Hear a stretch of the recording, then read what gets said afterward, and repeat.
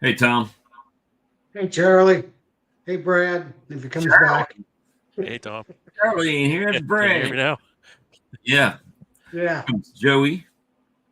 I think my computer Hey, is Jerry. not doing Hey. well. I want to thank James Knoll. Look at this. He's been a member of my channel for 20 months. Almost the entire time that we've been doing these live streams. So thanks, Wow, James. I that's appreciate awesome. you. I've been on too for a long time. I think over a year and a half. I don't know. I just saw the anniversary pop up there. So thought I'd thank you. Joey, is that a virtual background or are you actually sitting next to the fireplace in your house?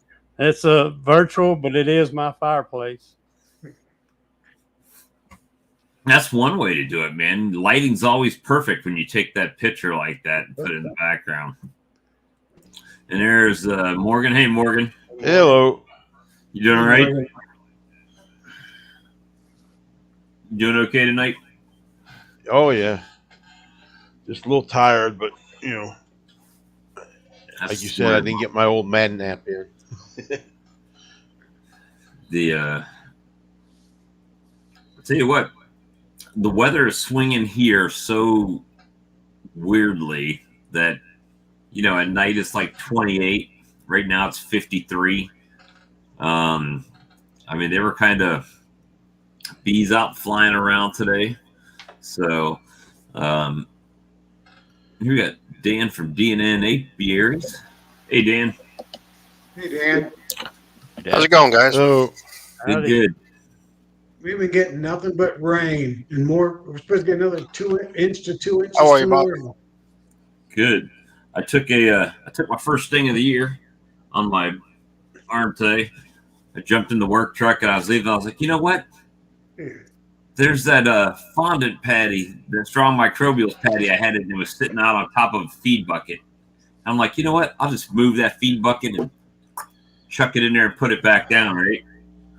Wrong. Wrong. Wrong. It just snapped right on my wrist there. But hey, whatever. They got some feed now, some a little extra feed on that one colony.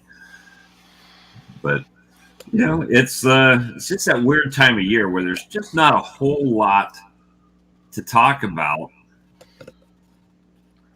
in the bees. Hey, Bob, I'm at least 5 stings ahead of you. And I'm up here in a cold climate. Well, if I would have done it yesterday, I'd have probably been okay. But you know, it was a little bit warmer today, and just a few bees came out. I had to take care of those 3 hives that fell over. Oh, they probably weren't too happy. There. What's up? Not much, man. Just getting ready big for excitement here. Loaded my cabinet today. That's my day. What'd you load it with? 600 pounds of honey.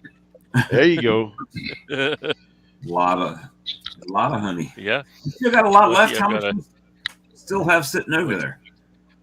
You know, I counted up and I can't believe how little I have. After not counting what I just put in the cabinet, there is 3,000 pounds Left. 3,000. Did I say 3,000? Did I say 3,000, dear? Yeah. Three or 4,000. Phil answers the deer now. 3,000. Yeah, sorry.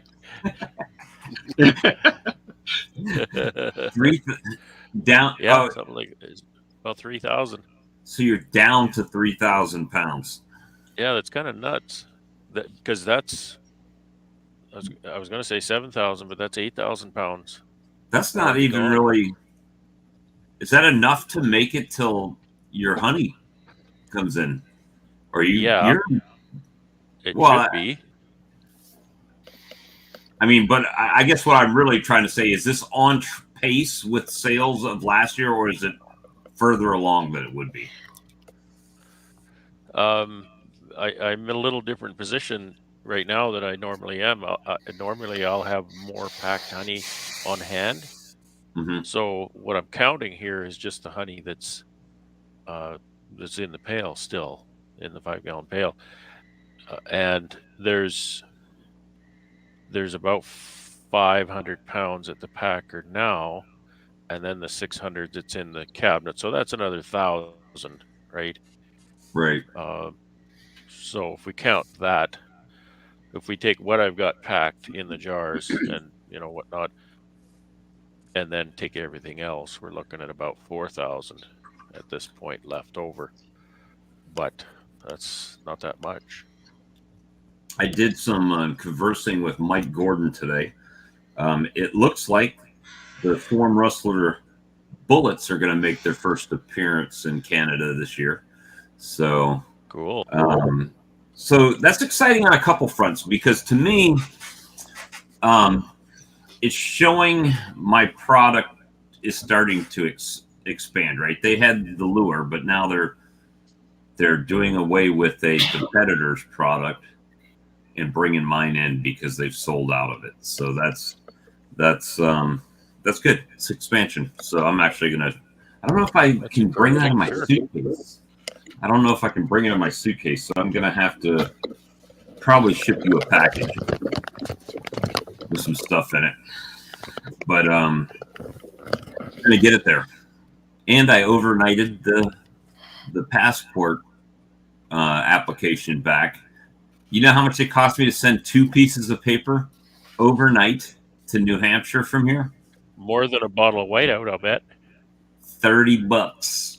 Oh gosh, $30. So it's the gift that keeps on giving. Passport office.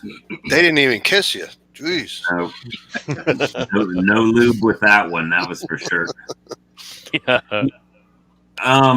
Well, there's Ian asked a question. So one of the reasons why the bullet was invented was specifically because Dancing Bee asked for a product that they didn't have to freeze. And one of the products they have from the competitor, they have to buy a ton of them, and then they have to freeze them to keep the extended release. So I see. With freezer space being a premium, except for like all of outdoors in Canada, until the next couple of days, though. It's unreliable. They can take my product and put it on the shelf, right? And they like the fact that they can refill. It's a refillable option that they can then sell the lure, right, to refill the extended release vials. So it's a win-win for them for storing. So that was and it's funny because the whole thing was developed because they were looking for a solution to that problem, and last year they bought none. Everybody else bought it, but they didn't buy it. So this year now they're buying it. So it's pretty good. Pretty good from that aspect.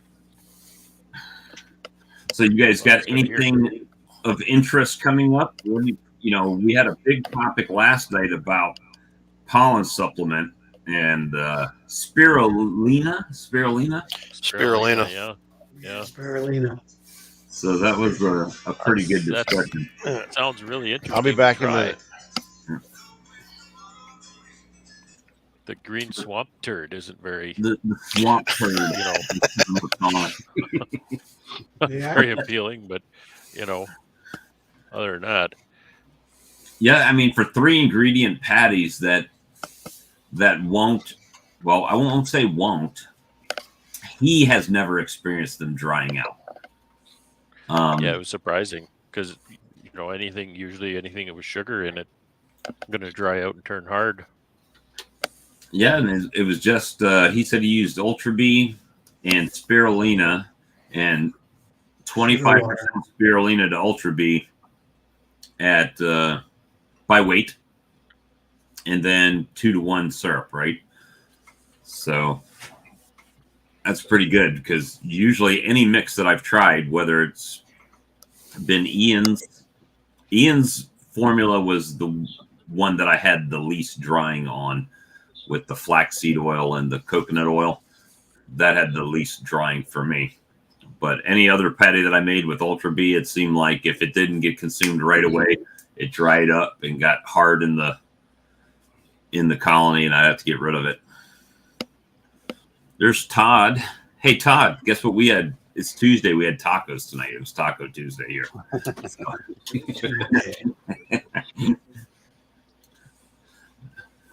Yeah, he has had high fructose corn syrup. I was thinking that too. Yeah, last year when I made mine, I just dry out like that. I used 2-to-1 sucrose that I had, and it did kind of. I mean, it lasted longer, but it did eventually dry up. Rocked up. Yeah. Right, turns into a rock. Flies better when you throw it when it's hard.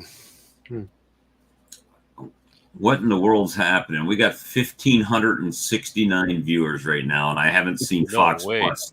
Phil, is that you? Yeah. I'm just trying something. Did you figure it out? What's being done to make that happen? Yeah.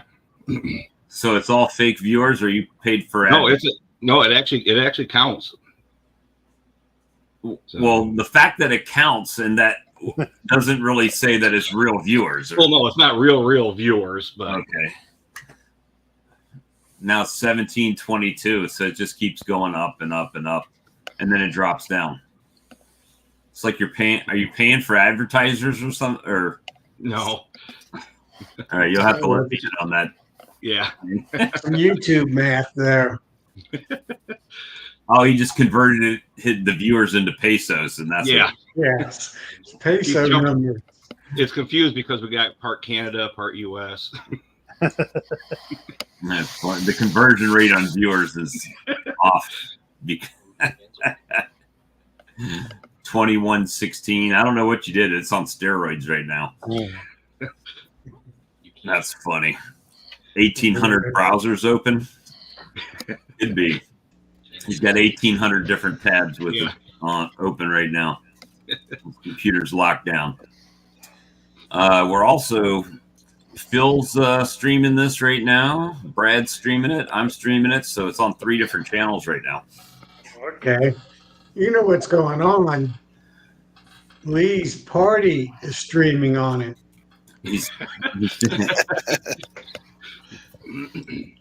Lee had put it up, and then he sent me a message today when I was on the way to an appointment saying, hey, I'm going to have to cancel because I'm not going to say he forgot the birthday, but I don't think he remembered the birthday when he scheduled his on his stream there. And I said, just send it over to mine. I'll do it on mine tonight. So we just bounced it over. We couldn't not do a stream on a Tuesday. You guys would all be in the corner shaking, not knowing what to do, and withdrawals from no bee chats, snoring, watching Bachelor. Watching Bachelor. Swamp people. Watch it. I was watching Big Bang Theory again. It seems like no matter how many times I watch that show, it seems like I've missed some episodes somehow in the whole thing. Or we just forgot them. We're getting a little older. Yeah, that's always a thing too. Just be slipping the memory there. Let me see. I did check 5 of my hives today that I was a little bit concerned about, and all 5 were looking good. So that was a good sign for halfway through the winter. It's kind of weird when you say that, because the one that I put that patty on was one that I was kind of concerned about. It was the first colony that Chris brought that screen, the bottom board, right? The oil tray bottom board, and we tried it on there. Yeah, I remember that. And it's been a small colony ever since we did that, but it's still hanging in there. Still hanging in there. Yep. Still doing his thing. And then I've had bigger ones that it's like, oh, this will make it no problem. And they didn't, right? So yeah, you never know. What is a spirulina patty? So spirulina, I guess, is some sort of beneficial algae. Yes, an algae, right? So and it turns the patty kind of dark green, almost black looking by the video last night. and makes it real sticky. But spirulina is not really cheap. I think he said if he buys it from Walmart.com, it's like $7 a pound. So if you figure if you're doing a 40-pound batch,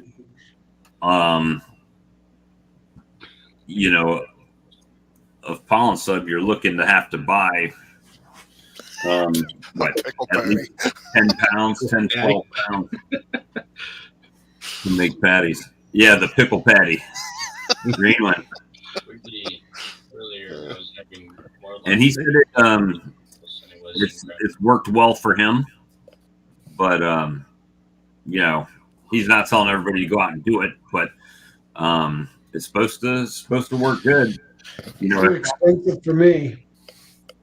well, when I look at, I mean, I know Cayman did a green patty that was made out of seaweed like 2 or 3 years ago. He was doing a video. Yeah, I remember that. I tried a box of that stuff, a little 10-pound box of it, and I didn't have much luck with it either.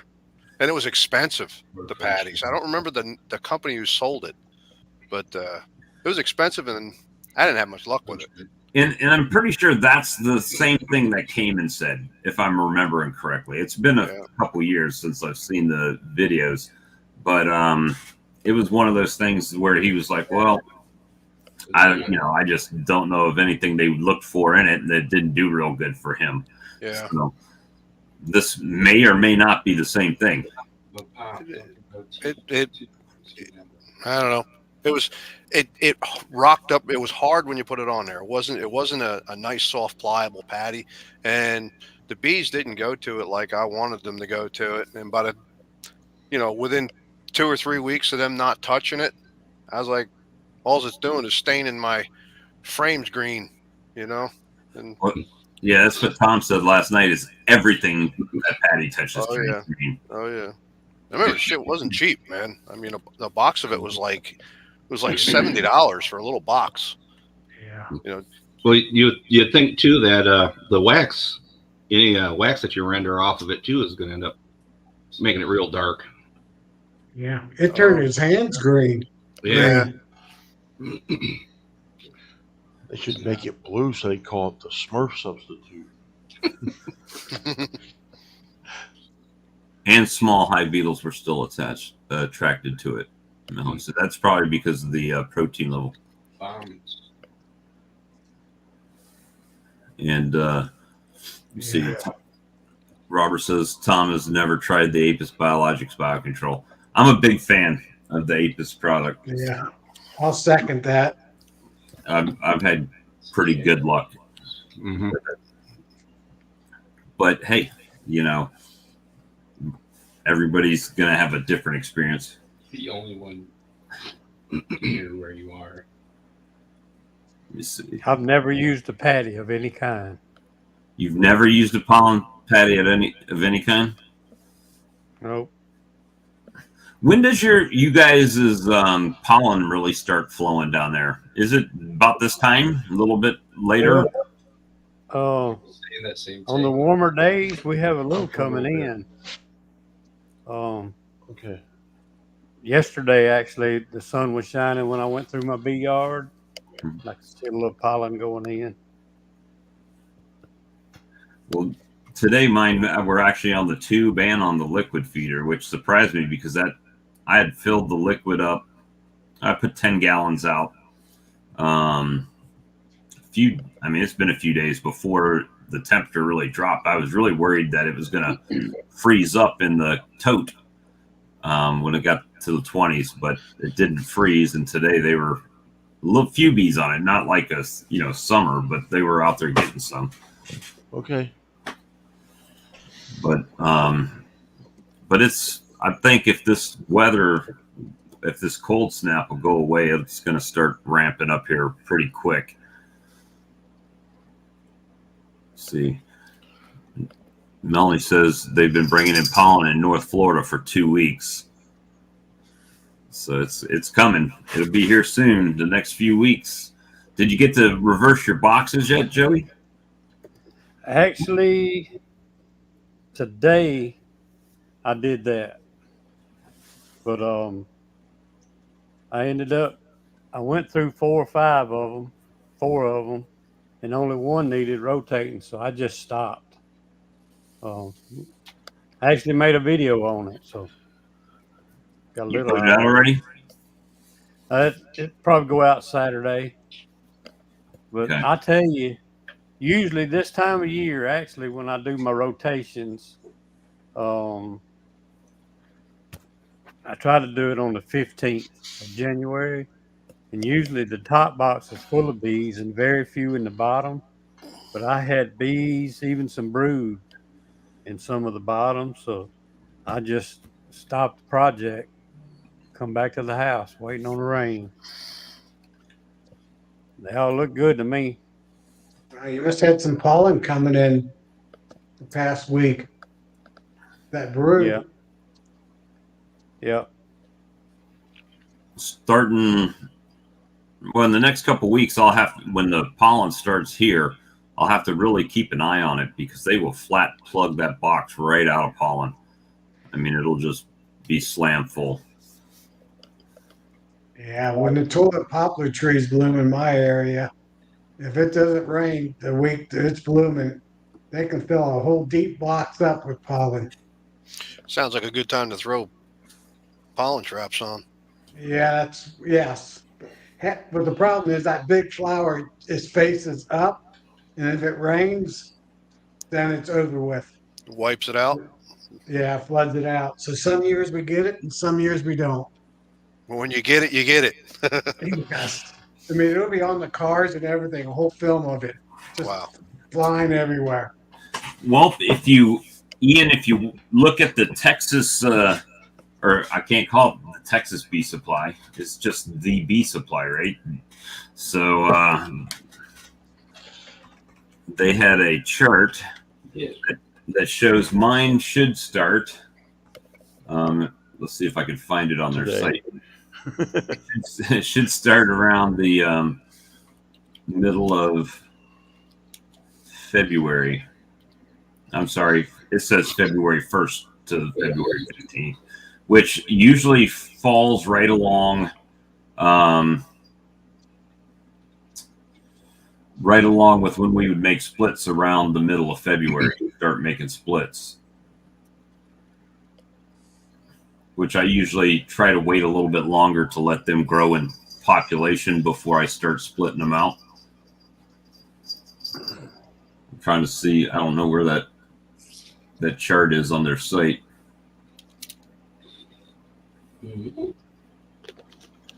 Another thing about, while it's silent, another thing about my box is having more bees than I expected. We had probably the best fall flow that I've ever had since I started beekeeping. So I think some of that was that too. Yeah, so they went in this winter well. Whatever you call winter. Only a few of them I had to feed back in October. Yeah, I had a zero fall flow this past year because we were in a drought.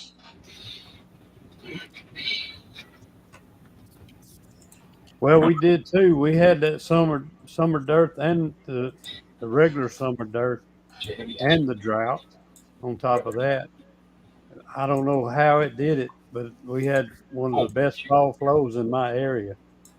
Wow.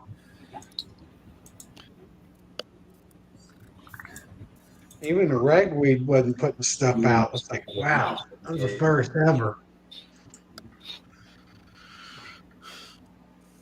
Let's see. Well, I don't see it in their magazine, so the only other place I know where it's at was on Facebook. So let me go there and see if I can find it. Yeah. It's so important for us to stream. Is anyone even watching it? Let's see.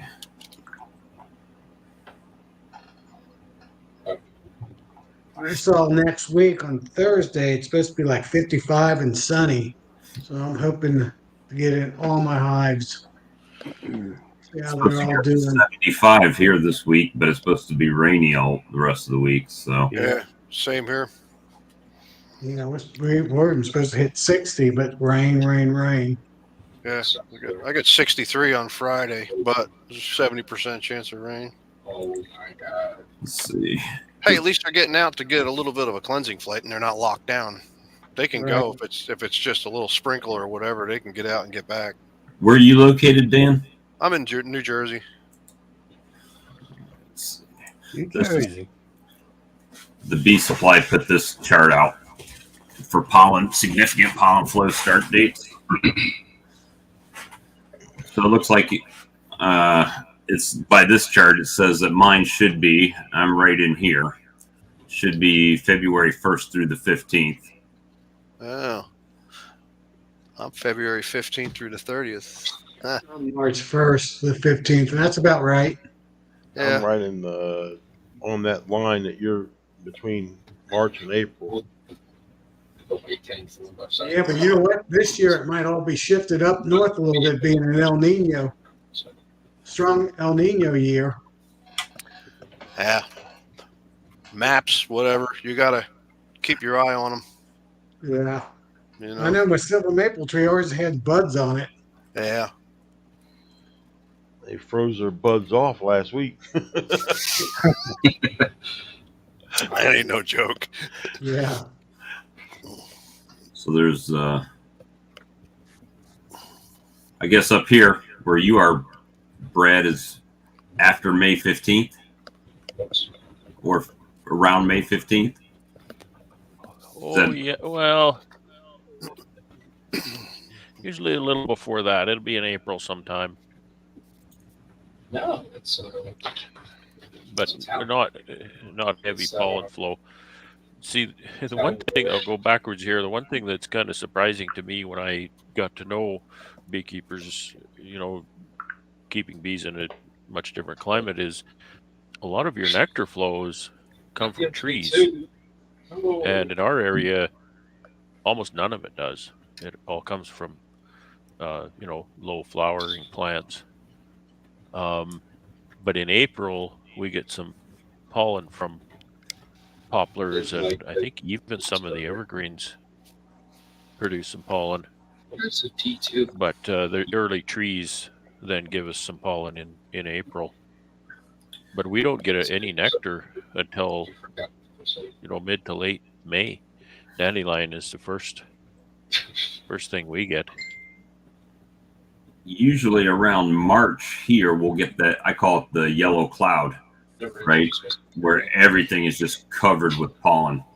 It's usually like pine pollen, but it's everywhere on everything. You can wash your car in the morning, you come back in the afternoon, it's just covered with pollen once again. So we don't really see that, not in my experience. You watch it blow off the trees in clouds.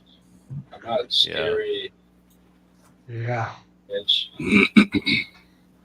Ian said, fans, that's all I have. Only It's fans. unfortunate that the bees don't touch that pollen either. Yeah, I mean, I wish they did. I mean, our first thing is when the red maples start popping, and I've got little buds on them, but it'll be a few weeks before they really start popping open down here. Well, my first one's on the silver maples, and that's usually end of February. Violin, trombone. So there was a guy had a question. I was curious about if he typed there, why not collect pollen while you can, like you're saying, and then feed it back to the bees later instead of pollen patties? Well, one thing that I've heard, I've never collected pollen. I'll tell everybody that to begin with, but you got to kind of be on your game, because it's not one of those things you can put a pollen trap on and, I can't get to it till this weekend to take it back off again, because you will starve your bees out. So that's right. That's Day baby on, food. day off. And- Right? Yeah. So really, if you give them the space, you're better to let them just hoard it away, right? And that's then theoretically likely a good idea, but like you say, Bob, it's not just all that simple. And you could do some serious damage if you misstep in there. You could. It's you know, you got to be on time with it. I do it in the fall because we have a weird flow in the fall, and for some reason they they'll pack out the brood nest not with nectar. They'll just plug it out with pollen in the fall, and that's not what you want. So I'll throw the traps on in the fall. Yeah, Give 'em Dan, I day get on. that. I get that in the spring. Yeah. Plus the nectar. Oh man. Yeah, we don't get it. It happens in the spring, but they eat it up, you know, and they build their brood nest and store the nectar and just grow real nice. So they consume it as they're collecting it. But in the fall, it's odd. She's slowing down, but they keep on. They get on whatever it is that's blooming, and they plug it out, and you'll wind up with frames right on through the brood nest, just plugged out with pollen, and you wind up swapping them out to give her room to lay. Right. A lot of pollen, no nectar. Yeah, I got 3 deeps in my freezer in the garage full of pollen frames. Ready for queen rearing season. Oh yeah. Oh yeah. That's perfect.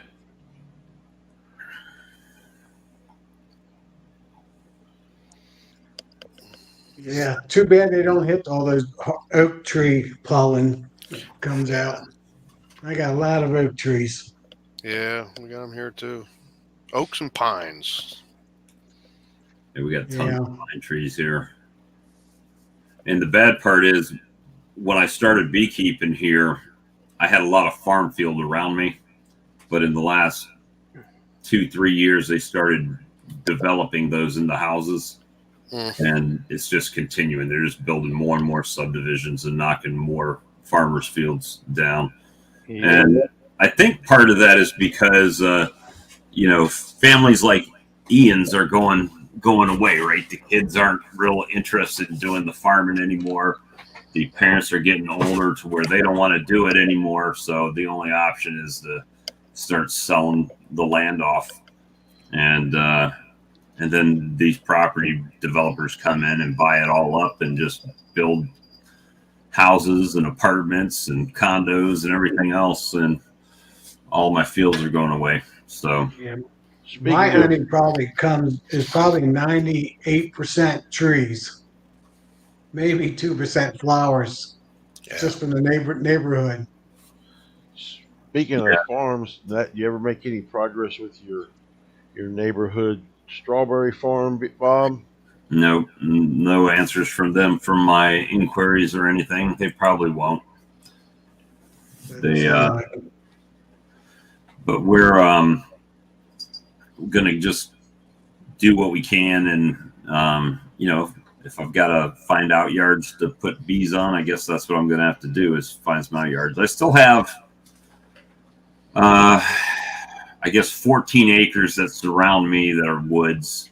And, you know, it would be different if I was in one of these old neighborhoods that had azaleas in everybody's yards and plants and everything. But unfortunately, most people nowadays, at least around here, don't care too much about planting plants and, you know, keeping their yards all nice and everything like they seemed to back in the day. So we're just rolling with it. Hey, at least they don't mow the grass very frequently, so we do get the dandelions and some weeds, you know. I'm starting to see more and more neighbors putting clover back in their yard, which is good. Yeah. Let's see. So Yeah, it's people whenever are I had getting away from the monoculture green grass. And when I've had to reseed my backyard, I just said, well, I just planted clovers and all green and white flowers. Green things, white flowers. Leave it at that. My wife actually likes it better. Oh She yeah. likes that darker green color and all those white flowers. You only got to mow it a couple times and it just comes back. You know, Right. it's nice. Yeah. A lot better than grass. Yep. Too bad you can't do all clover though. Let's see. Yeah, I was just looking at Ian's comment up there where he said, wow, no need to waste money on patty with pollen coming in like that. Yeah, I usually don't put pollen patty out. This year I tried to put it out earlier, like we're early enough to where people think I'm crazy for putting it on that time of year. That's kind of been the goal. It's like, hey, it's not that we don't need it. We just don't need it that early, right? But right now we've got nothing. So now's the time that we should be using it. So, so that's going to be one of the things that I've already started, but I could use, probably that other pound on all my colonies, and getting it out there is the key. Yeah, I'm putting some on this year. I didn't last year. I did the year before, just because I want to get some nukes out of them. So I want to build them up as fast as I can. So I get enough brood frames to make a couple splits to sell. Wow, Ian said that the expo brought in $3.5 million in sales at the trade show. Wow, That's pretty impressive. Hopefully next year. Probably half of it was 4.9. local. I think it's because I'm scared. Because DJ's also scared of me, so Jay's just telling to more defensive. What is that sound in the background? Oh, Somebody's that's. scared of somebody. I think that's my kid playing video games. That's why I keep him muted. Oh, okay. I thought it was somebody talking, and I couldn't figure out who was talking. It's the voices in your head, Brad. Oh, yeah, you guys heard it too. Don't pull that this time. What voices? What are you talking about? Very loud voices in your head, Brad. Cold and lonely in Canada. Phil heard them.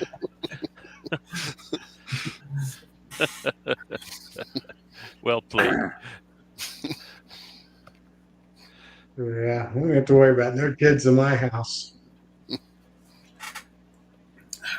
Well, I have kids in the house, but they're not really kids anymore. When you're 30, I don't count you as a kid anymore, even though you technically are a kid. It might just show up every once in a while. I think it was Charlie a couple of weeks ago. He said, "Joey, do you have background noise?" I said, "No." I didn't know what he was talking about, and I realized I got 3 grandkids in the house. I had them muted in my head. But I've got 7 grandkids, so I had to mute them mentally. And then after I said no, I realized what he was talking about. Developed automatic noise suppression. Noise reduction. He's got grandkid noise canceling head. Noise canceling, yeah. Grandkid canceling. Good stuff. Hey, anybody run Lyson hives? I've got the polystyrene ones. I've got a few of the. I've got 2 or 3 of the nukes and 2 of the 10 framers. How do you like them? I love them.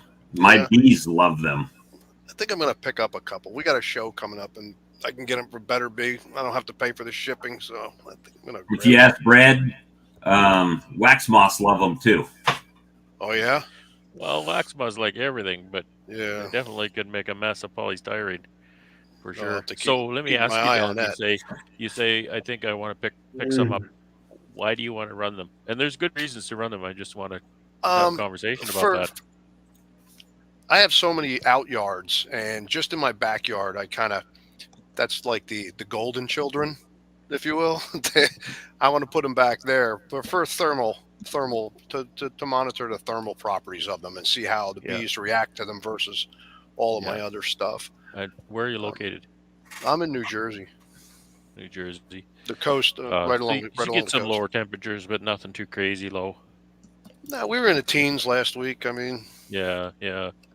Well, you could benefit from it then. That's what I mean. You see some here and over here. These are Paradise polystyrene 6 framers. Yeah. And you look up close and they look like Swiss cheese boxes, but one of the other reasons is it seems like over the last couple of years, temperature fluctuations have been like really drastic. Like we'll have a nice 40, 50, 60 degree day, and then the next day a cold front will blow through and it'll be in the 30s and 40s. It's that wham, and that's and I believe that temperature fluctuation is the killer. Not particularly low temperatures necessarily, because the bees are really good at staying warm. It's just that I don't believe that they're as good at changing their regime, right? They Rapid lock into cluster. something, and then if that temperature changes suddenly, the bees just don't react to that quickly enough sometimes. So I think you've got the right idea, in my opinion. You know. Yeah. So I got a whole lesson on thermodynamics of these hives with Brad. Brad, 2 weeks ago, I had 70 degrees on Friday, and Saturday the high was 20. Yeah. Wow. That's what I'm talking about. That's how can your bees possibly cluster in time? In 2021, it was 75 degrees here on Wednesday, and on Saturday it snowed. And then it warmed back up. The following Wednesday, it was 75 degrees again, and the following Saturday it snowed again.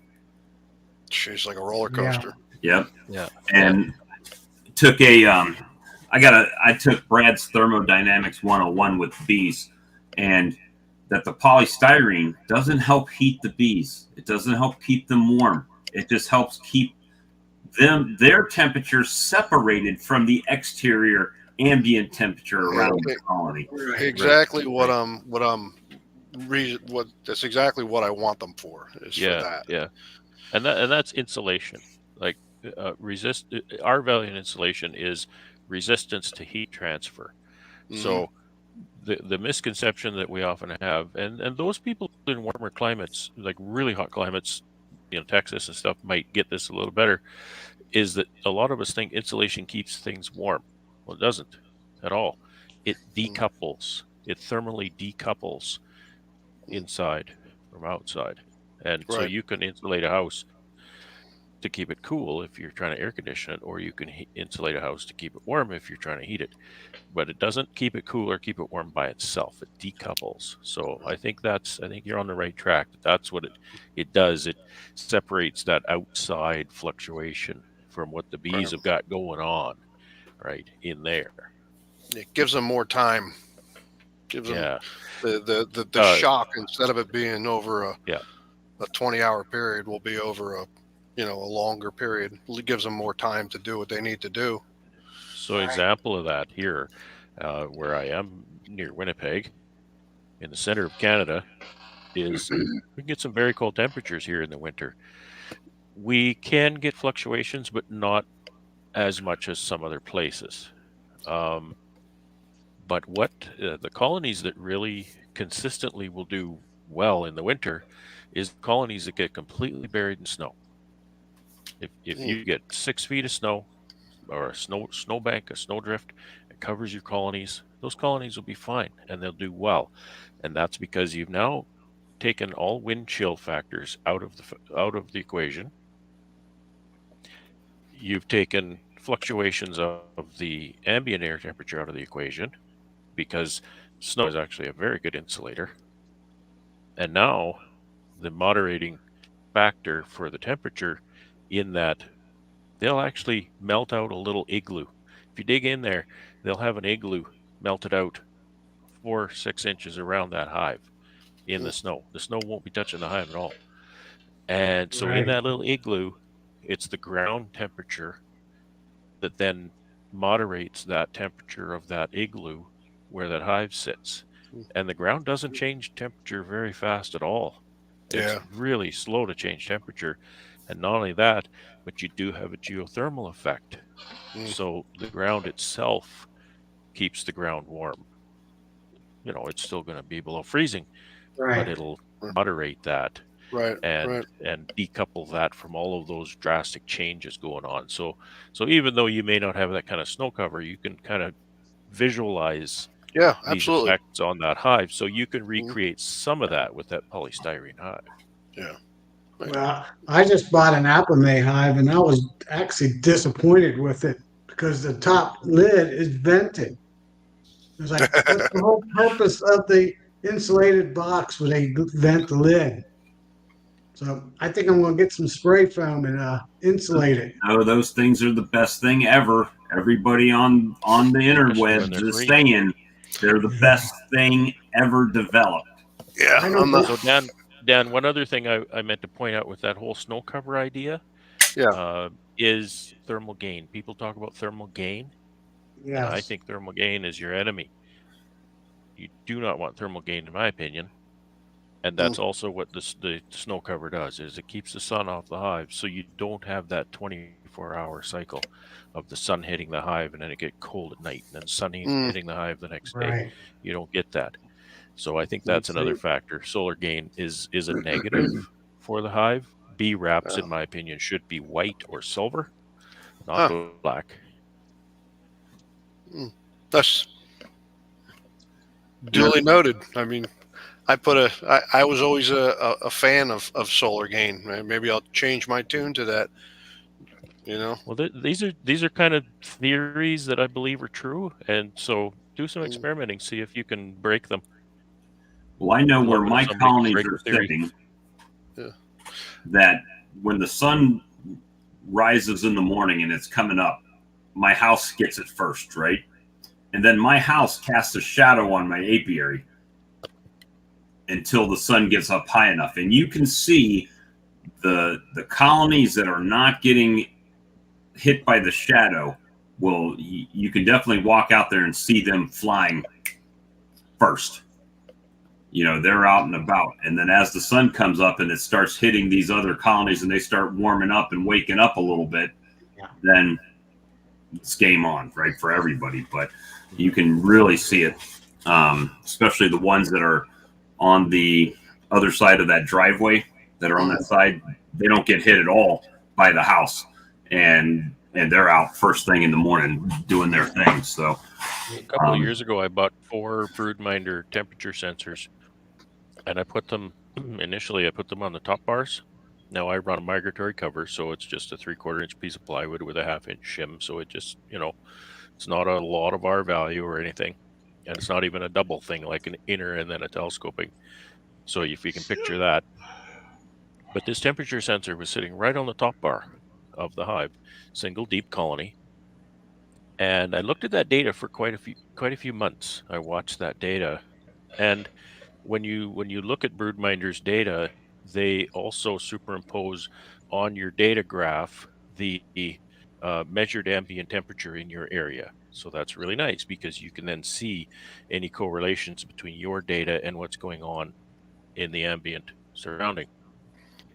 With that temperature sensor sitting on the top bar, I was measuring the outside temperature.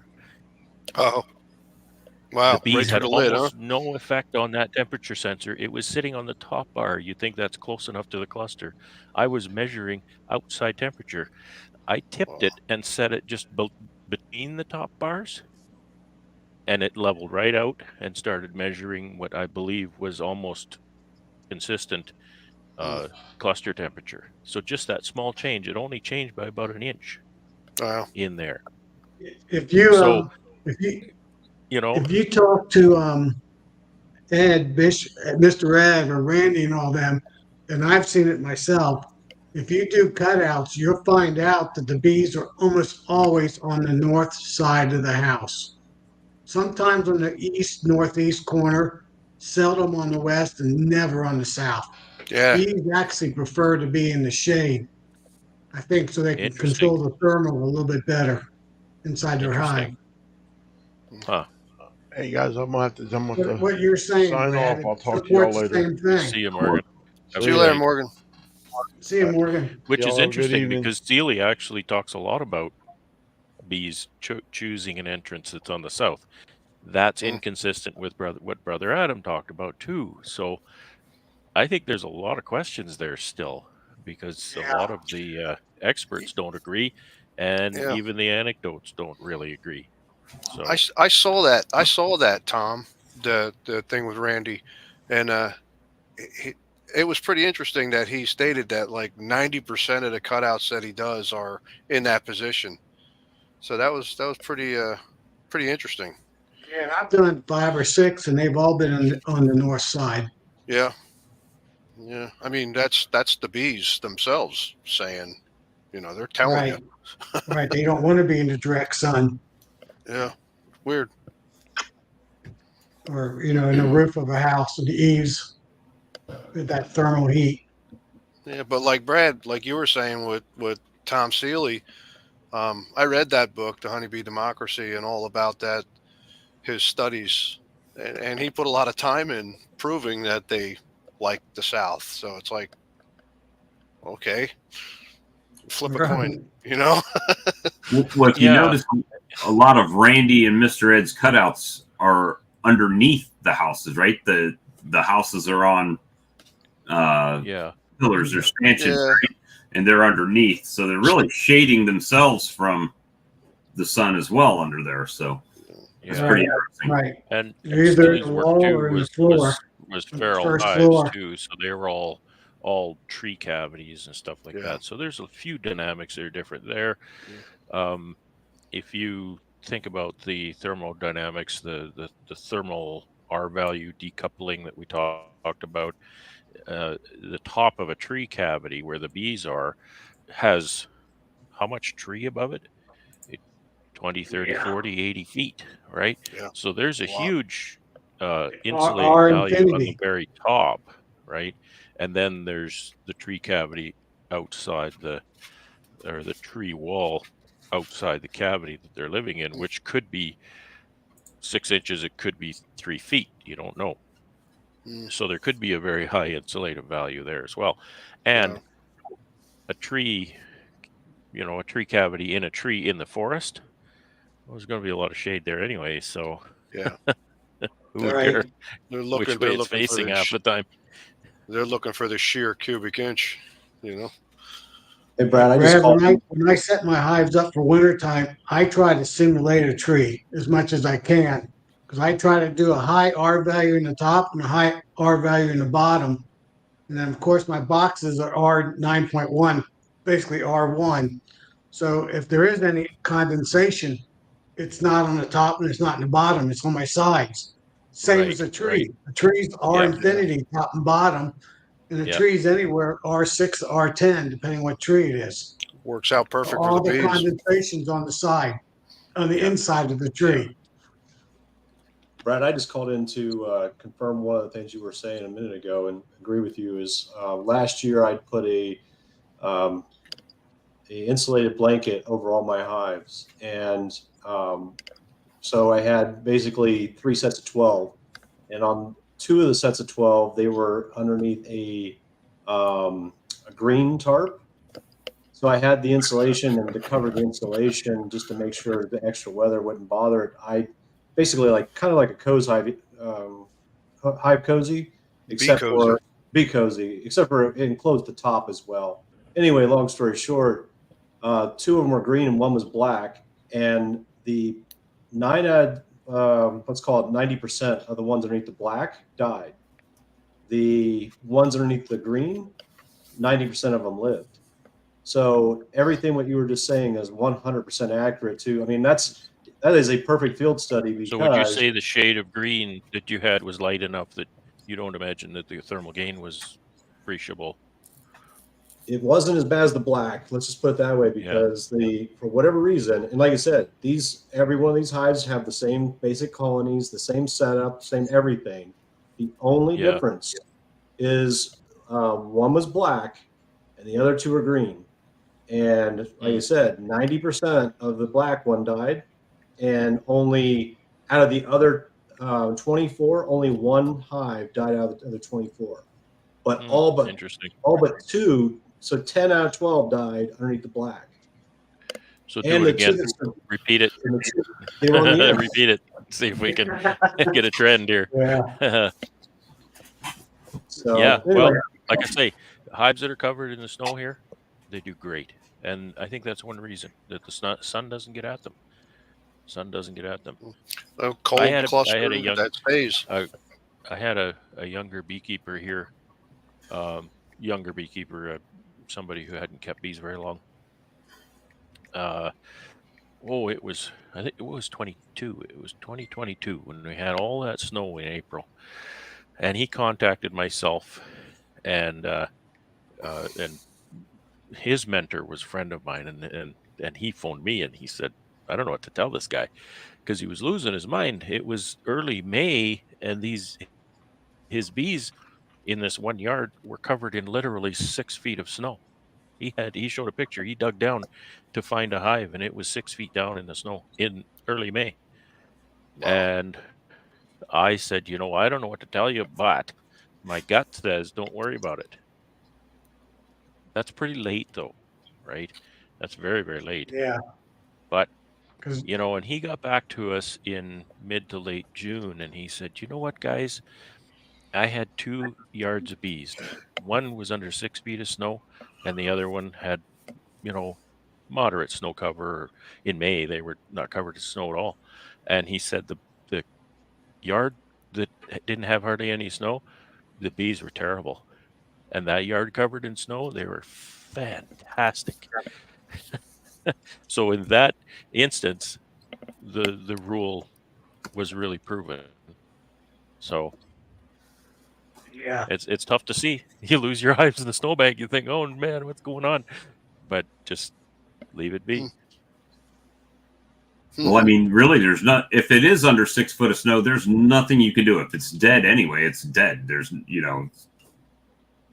there's nothing you can do. I mean, until it thaws out anyway, right?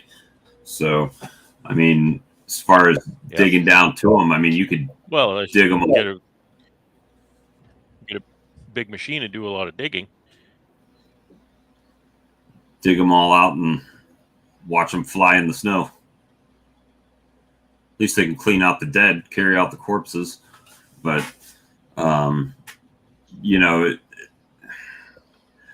I still, and we've talked about this a lot as far as, is it easier to keep bees in a northern climate or a southern climate? I think, like you said, we all have our own challenges, right? And it just depends where you guys, like you said, if they're covered in snow, they're good because they're in there. They're not flying. They're not dying, using very little resources because they're not brooding, right? And the flip side of that coin is down here. Yeah, we'll get a period. If we get a cold spell like this week to where they're inside and they're not flying, and when it does get warm enough, it's raining and they can't get out. Now you're wondering, well, it's warm enough they're actually moving around in there, but there's maybe not enough resources depending on how long that period is, right? So that was my theory about using the bands of tar paper, depending on how much sun they got, whatever yard it was in. So if they were in the sun all day, I would use a wide piece of tar paper. I would never cover the whole hives with tar paper. I would just give them a band, some a 12-inch band, some a 10-inch band, depending on how much sun they had.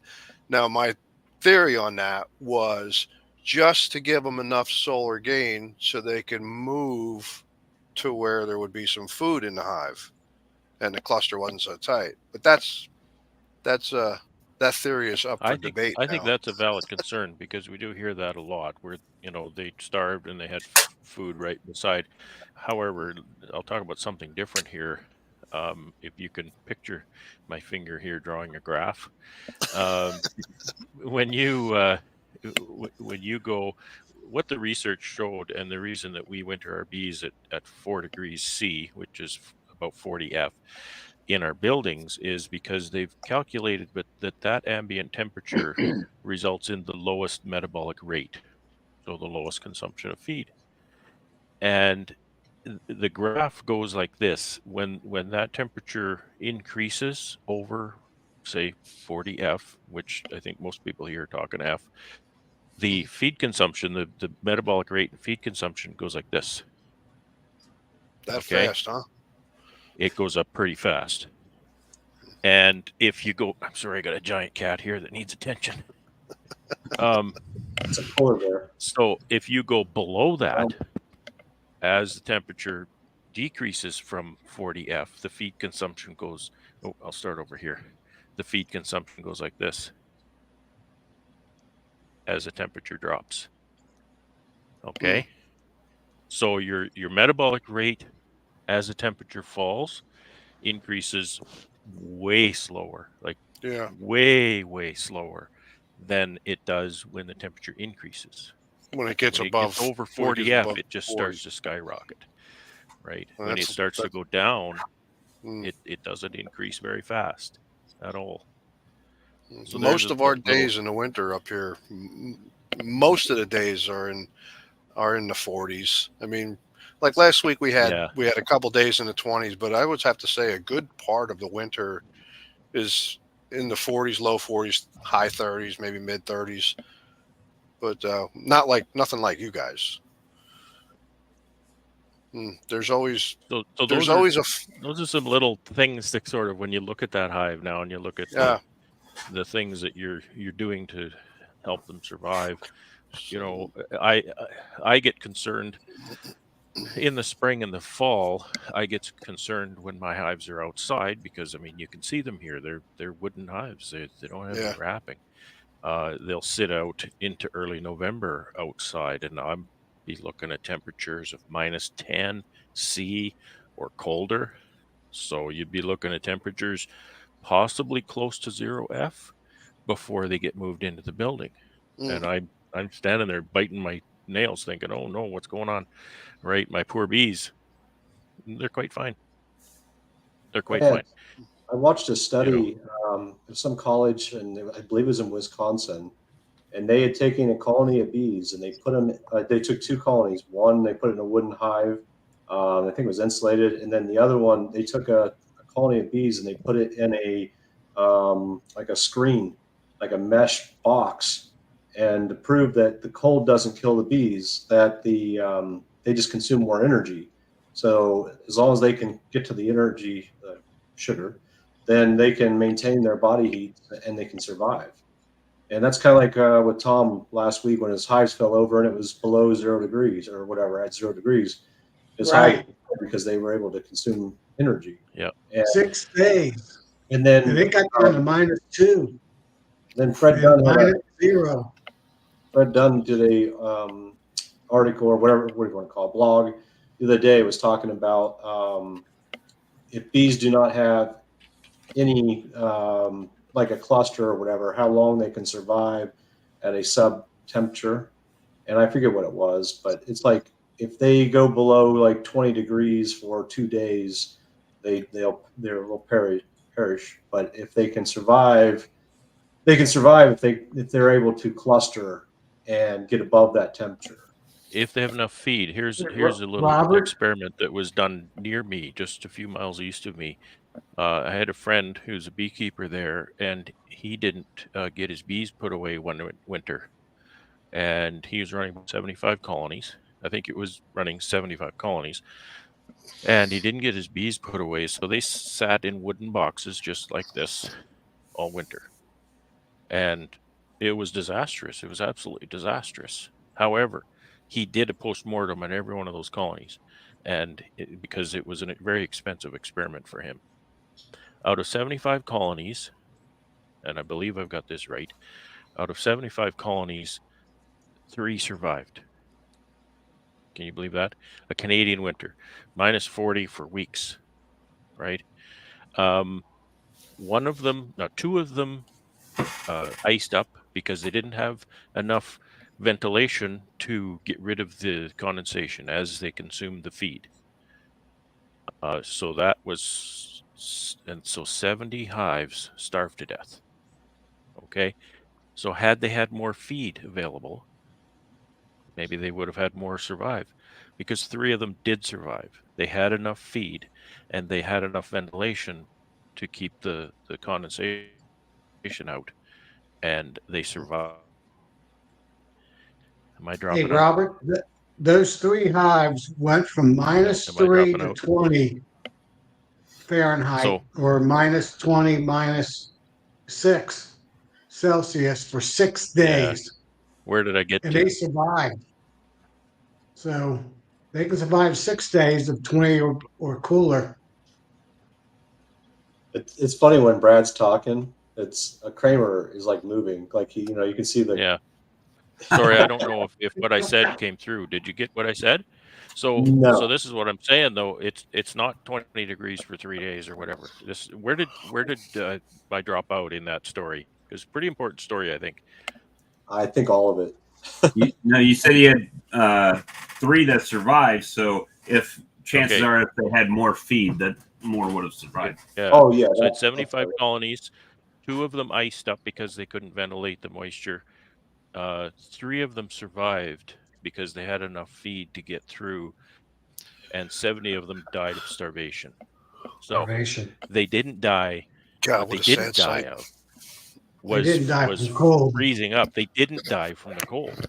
They died because they didn't have enough food to stay warm. If they'd had enough food to stay warm, they wouldn't have died.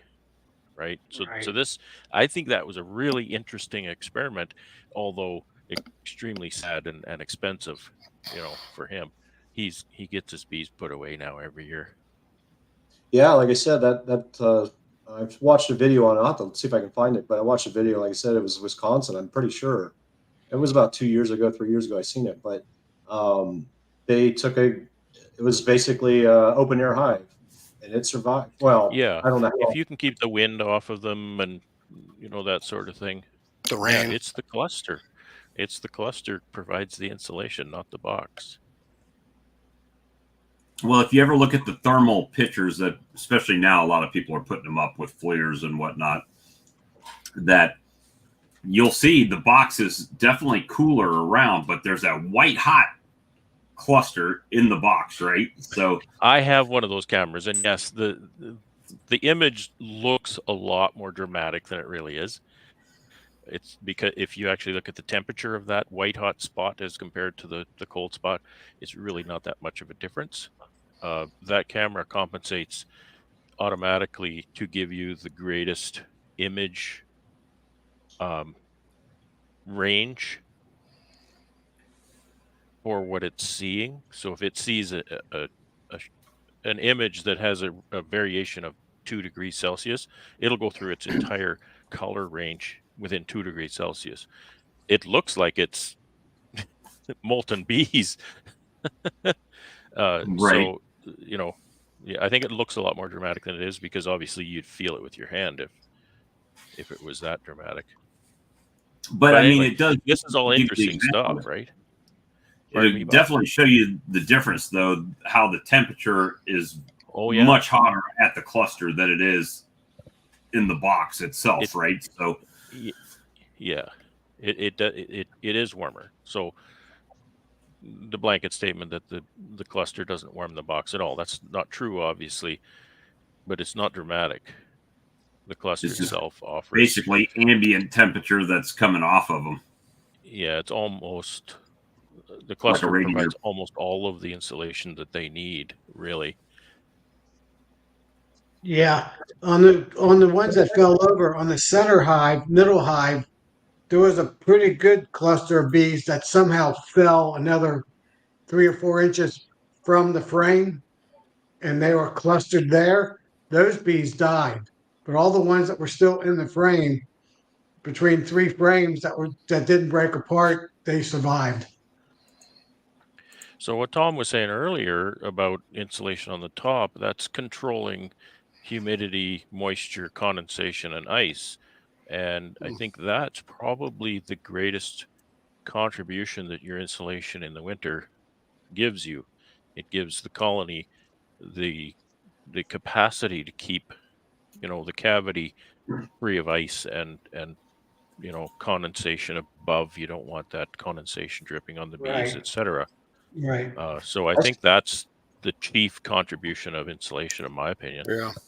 I switched all my hives out this year. As far as the way each year I progress a little bit more because the fact that I have more hives and it's just the cost to do special things to each individual hive. I'm looking at trying to, if I can eventually get up to 100 hives, what am I going to have to do or want to do to insulate them? So what I did this year is the last year and this year I put, like, lack of a better, top hat on there, like a feeder shim, where I can put down some kind of feed in there, fondant, and then it has an insulated lid, but it's really minor, the insulation on there. But then I laid a just foam insulation on top of that, just to see what that does for this year.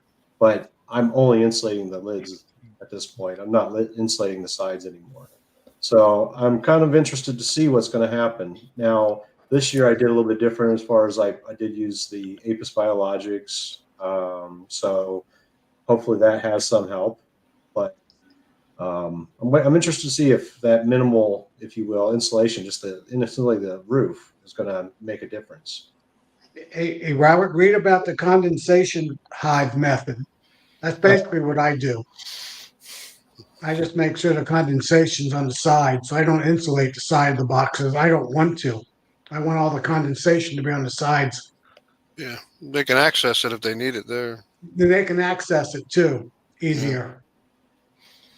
And that's consideration for location and climate as well, because as I stated, that some of those colonies iced up, and so in my climate, then we would want some kind of an insulating panel on the outside to allow it to do exactly that, to remain liquid and not just turn to ice when it hit the wall. Yeah, 2 Right. years. And then on the south, they probably hardly do. Bob probably has to do hardly nothing. No, I don't have to do much. I mean, they get condensation in there. Don't get me wrong. Very. Bob just has to apply sunblock. But I work off of. I tell myself, and I could be totally full of crap on this, but I tell myself that when there's no water for them to get, that's their water source over the winter. Yeah, that when it's warm enough for the cluster to break and there's moisture in the colony, they drink it. Yeah, as long as the moisture's dripping in the right place. Yeah, not on top of it. Right? And it's not dripping. Yeah. I think it's really interesting because we can talk about these principles, and if we understand the principles, then we can apply those principles to a wide variety of climates, right? We can go to just about any climate we want, and we can say, okay, these are the principles, rather than just having blanket statements that, I should insulate to R8 or R10 or whatever, all this kind of thing.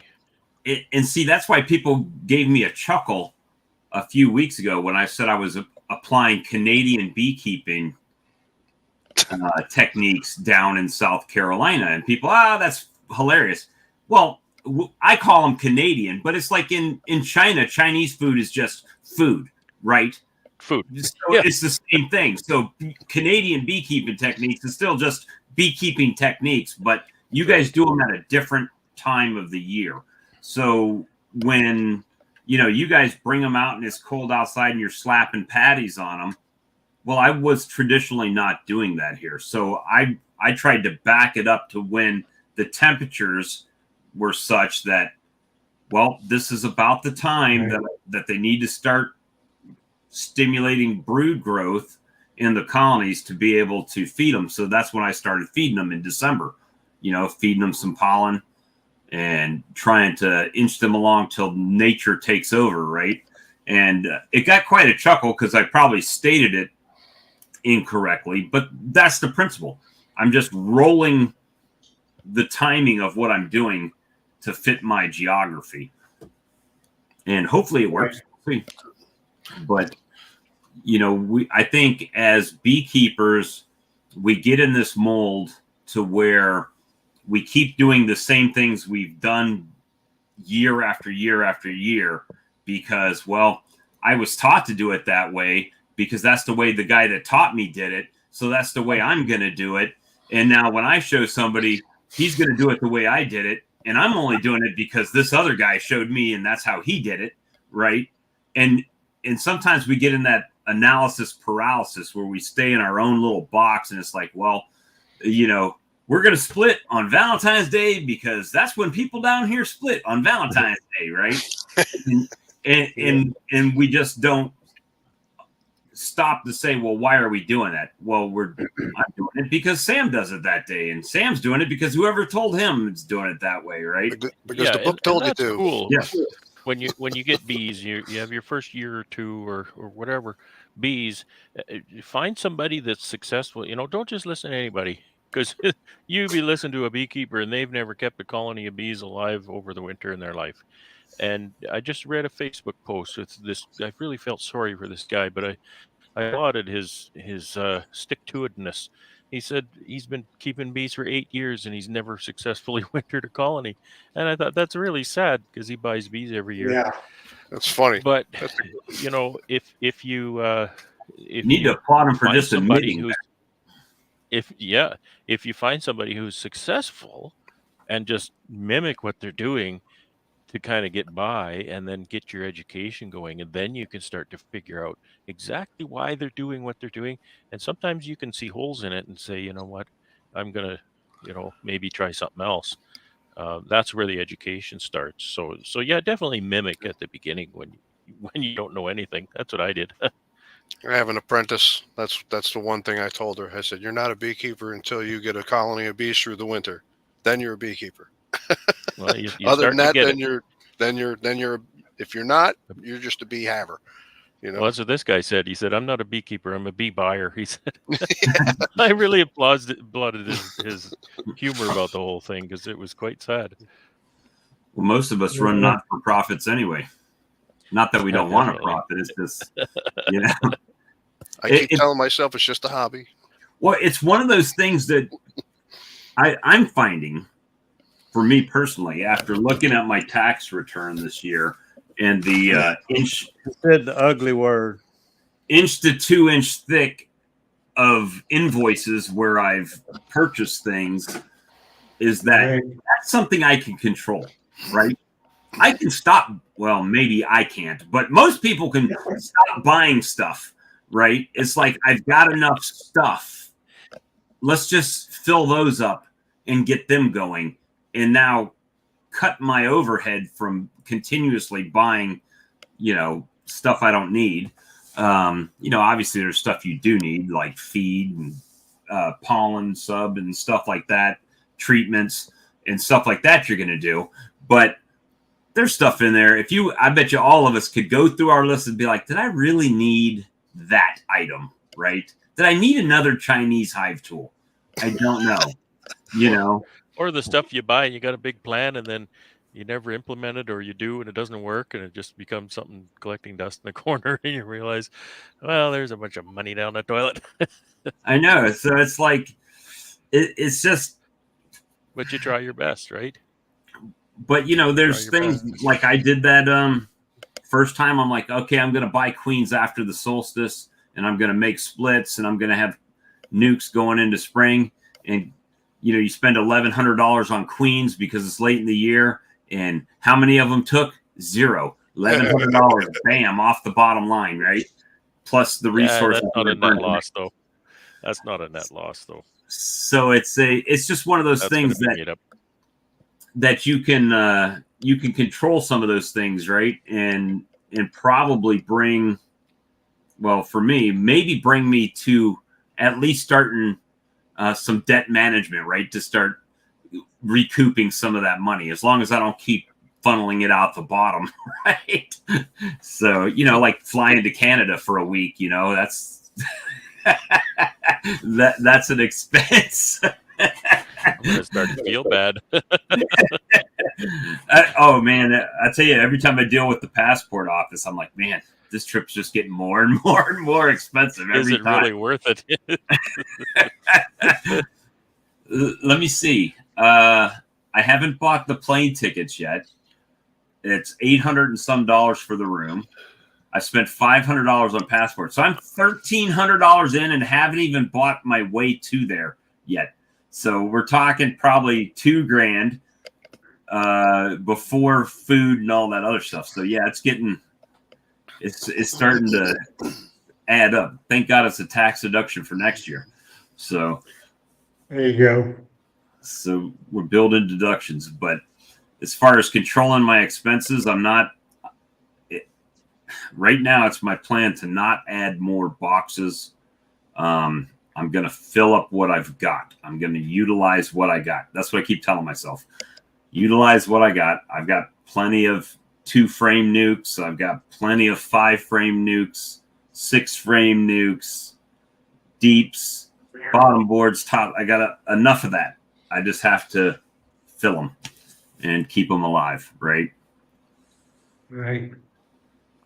It's amazing after all the years of beekeeping. When I started out, everybody told me to get my bees through winter, I needed to be in 2 double deeps, 100 and 150 pounds of honey on top of it, fondant board, and vent it.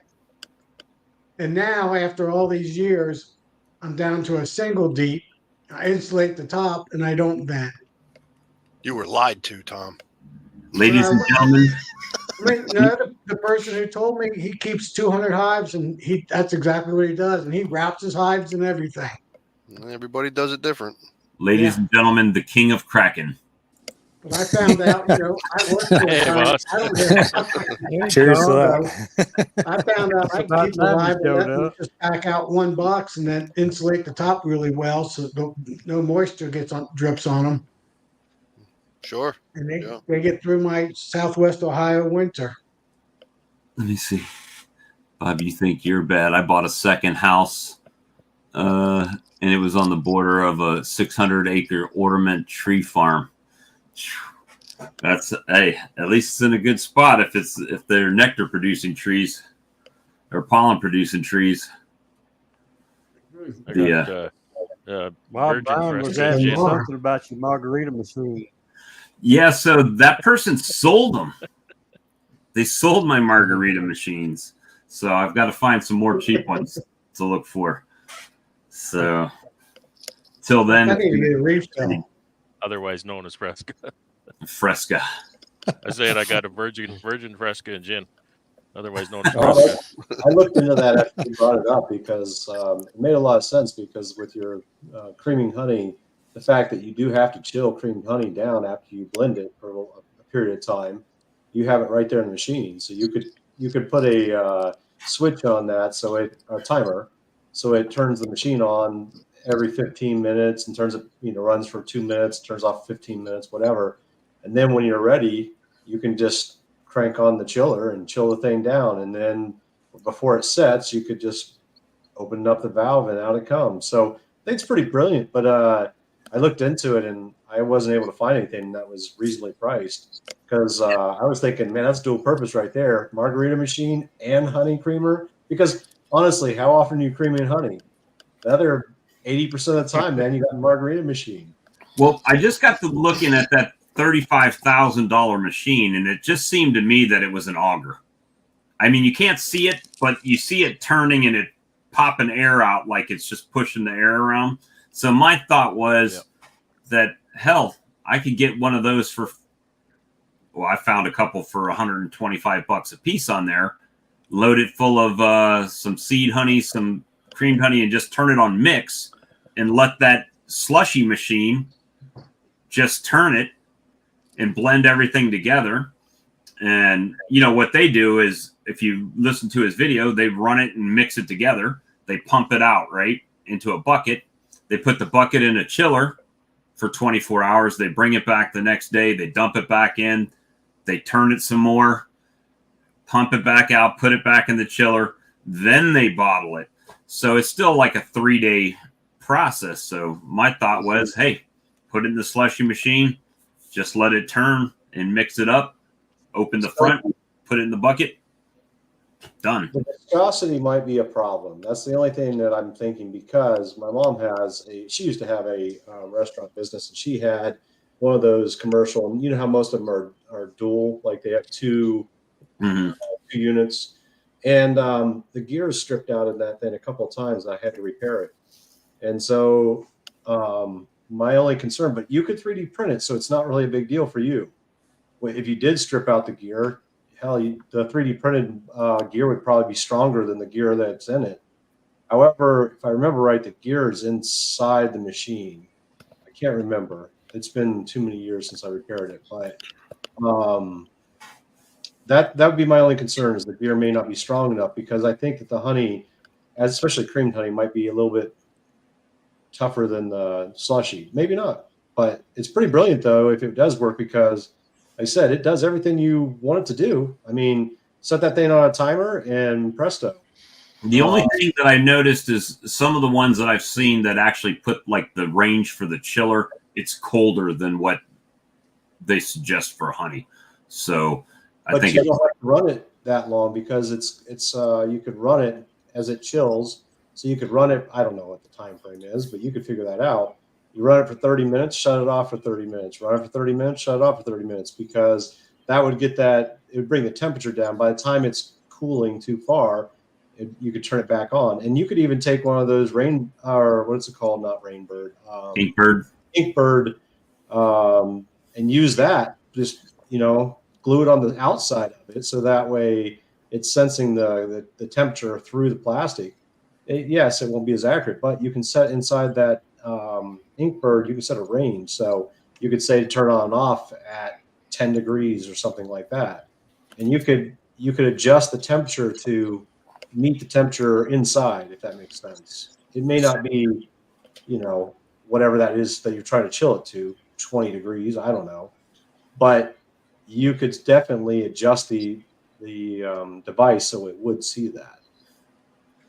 Yeah, so that's probably going to end up being an experiment for next year when I have more honey to try it with. So I'll keep my eyes open on Facebook Marketplace, see if I can find one cheap.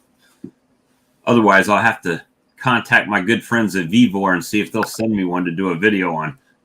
Even if you could find one that's got like bad refrigeration, so buy it cheap just for that. Just for the mixing part of it, yeah. Just for the auger part of it.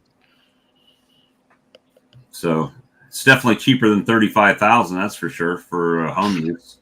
Yeah, right in the basement tonight. Yeah. Yeah, I just bought a mixer off an auction site, 9.5 quarts, 10 speeds. I'm sure one of the slow speeds will be good for mixing it. So I'll be doing some in the near future. Right.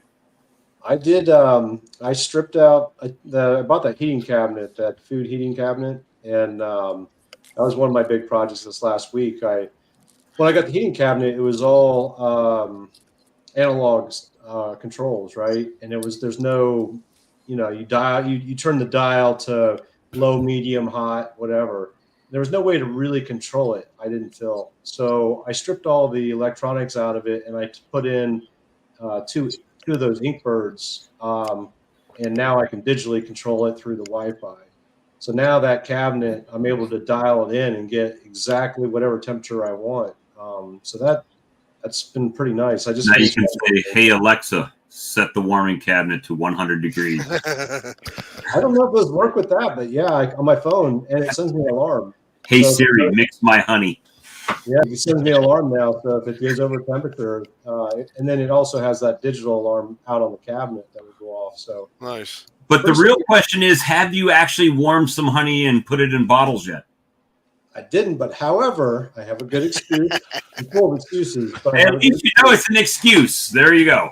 Yeah. So, yeah, Randy was asking that question a little bit ago, and I'll say, look, he asked me the question, he runs off. See how I'm treated? Ian, I asked her, are you hiding in the basement now? In the basement? No, I'm upstairs. I'm in the basement. I seen the lights were dark, so I just thought maybe you were in the basement. No, it's just ending off the day. Where's the fireplace? Is that where your toes are? Pardon me, sorry. I said, where's the fireplace? Is that where your toes are? Oh, yeah, back there. Yeah. So, Bob, to answer your question, I had a problem with my state registration for my name. It turns out I was using somebody else's name. So I had to refile for my name for my LLC, and I got that taken care of. And then I actually just got approved today.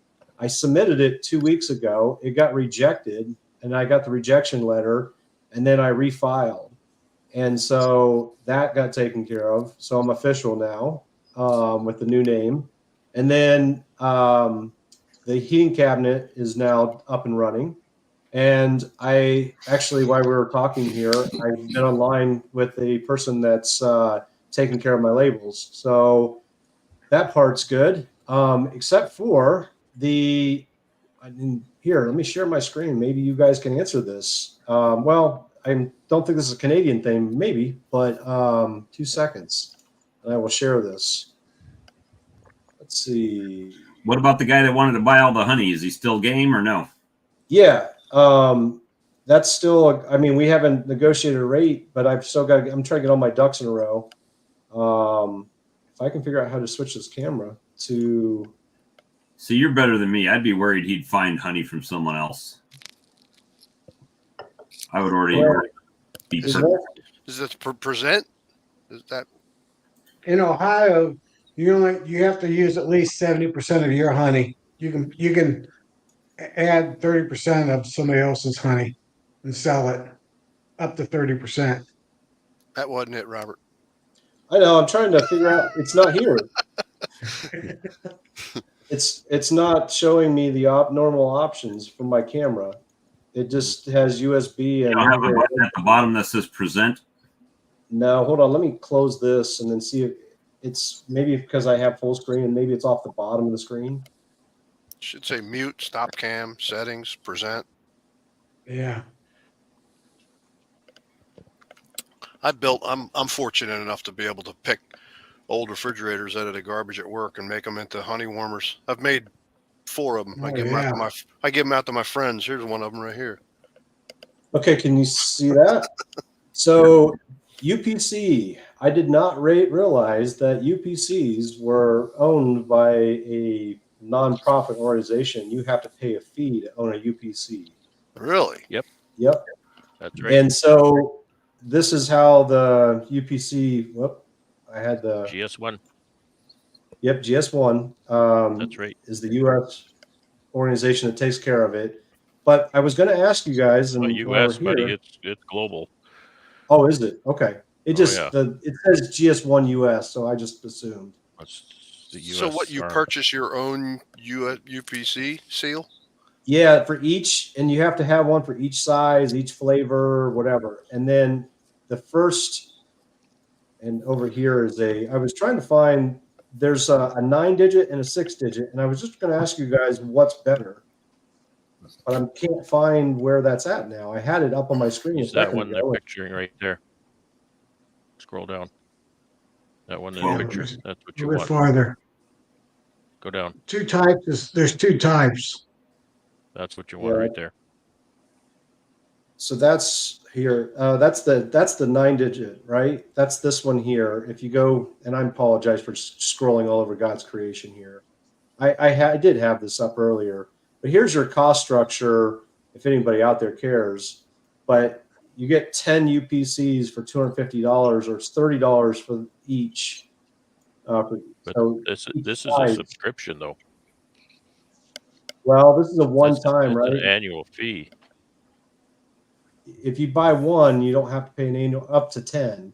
So the first 9, you don't pay an annual fee. Anything over 9, you pay $250 plus an annual fee. Okay, that's different than the way the Canadian arm controls it. Gotcha. But I guess what I was going to ask you is what the difference was between a 9-digit and a 6-digit UPC. But how many variations you have? Well, that's what you want. That one in the picture, that's what you want. You probably only need 6 digits. There's so many different kinds of UPCs. Yeah, this is that one in the picture. That's all you ever see on a product.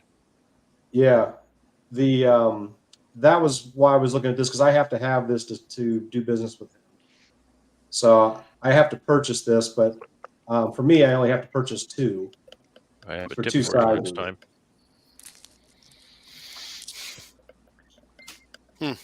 All right. There you go.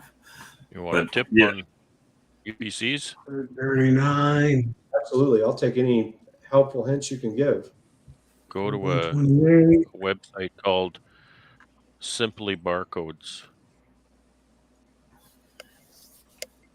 Can you find that? Sure.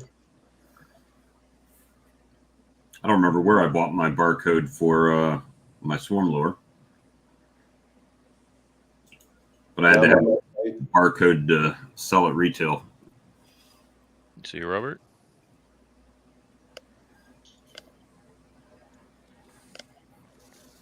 I used to deal with GS1, and there seemed to me be quite a tyrannical operation. So I ditched them and purchased UPCs from Simply Barcodes, and they are barcodes that originate with GS1, but I just buy them otherwise I had to pay GS1 every year for my barcodes. With this Simply barcodes, I just buy them and I own them for life. Yeah, that's how if you're buying them at $30 a piece, that's how they are. It's forever. But if you're buying more than 10, what I'm saying is you can compare prices and whatnot with a place like Simply barcodes. And that's when Ian says, "Man, I'm glad I sell all my honey to the co-op." Yeah, I don't have any of that experience. He just sits by the fire all winter. That's all he does. Hunt. No, you know what? That's the thing. Guys, sometimes guys that ship in the barrel, they look at my, getting $4 or $5 a pound for honey, and they think, oh man, that's really amazing. You get so much for your honey. Well, I work for it. I certainly work for it. And when I net out what I'm getting, I'm not getting a lot more than what Ian's getting in the barrel. Just that I have to work all winter packing and delivering and dealing with stores and customers, and that's just my model, right? That's just what I do. Just think how much easier you were looking at ways to reduce the workload. Just barrel it up and sell it all at one time. Yep. Less work all winter long. Just think how much more time you'd have to build woodenware. That's right. Yeah, well, that's I have a lot of woodenware to get caught up on right now, and it's just piled. I have 1,000 need to get more woodenware customers. I think though, selling honey for me is probably easier than selling woodenware. Is that because your woodenware customers are just so difficult to deal with? Some of them are pretty easy. Wherever I can point. Well, selling woodenware, you got to find beekeepers, and it's a pretty small sample size. Selling honey, just about everybody eats honey, and beekeepers are cheap. So they're always trying to squeeze you. Well, most of them, not all of them. Where's Charlie at? We're missing him and God tonight. Yeah, he's buying a lifter, I hope. Sometimes on Tuesdays, hive lifter. He's got that B3 model. Bee meetings and stuff. On Hey guys, I'm heading off. All right, Tom, have a good one. Yeah. Be Tom, good. Take it easy, bud. Everybody have a good one. And it's You too. Good night. JW sneak in at the bottom there. He's hiding behind his name. Yeah. Soapstone Farm. Kind of look like you got Jurassic Park behind you there. Do what? It kind of looks like a little bit of Jurassic Park there. It's a big fence. Looks good though. Nice looking apiary. Yeah. Those boxes look way nicer than mine. Mine kind of looks like a homeless zone, right? Where there's like stuff everywhere. Homeless bees. It looks like underneath the bridge where a bunch of homeless people live, and there's just bags and stuff sitting everywhere. But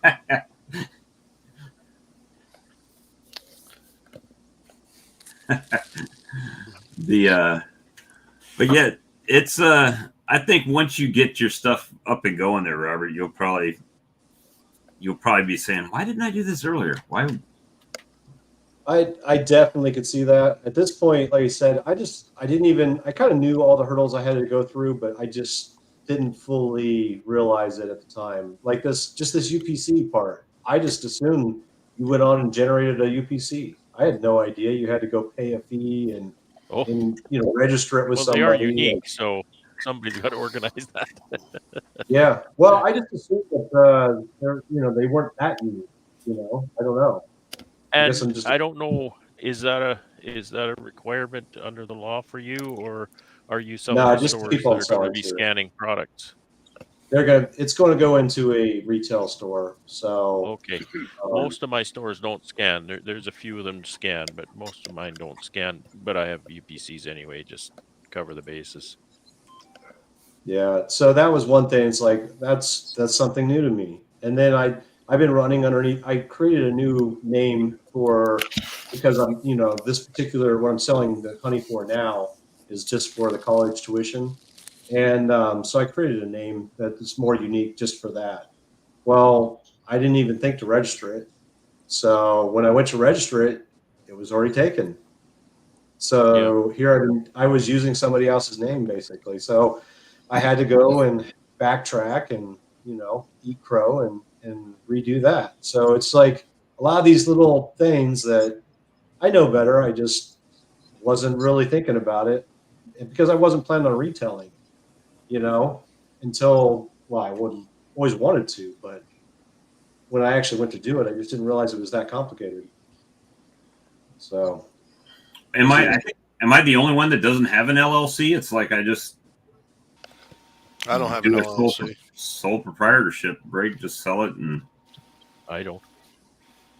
And then again, all of my honey sales are drive up, get their honey and go home, right? So that's me too.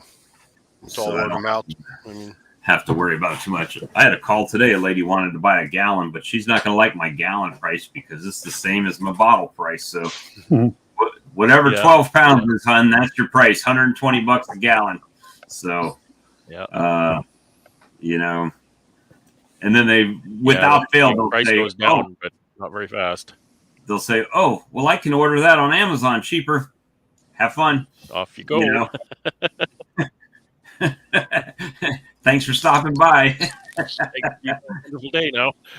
Yeah, that's it. I mean, I had a guy at work. He was buying it, and he said, I should get a discount because I'm buying all this honey. I said, I don't care if you buy it or not. And he kind of stood back. What do you mean you don't care if I buy it or not?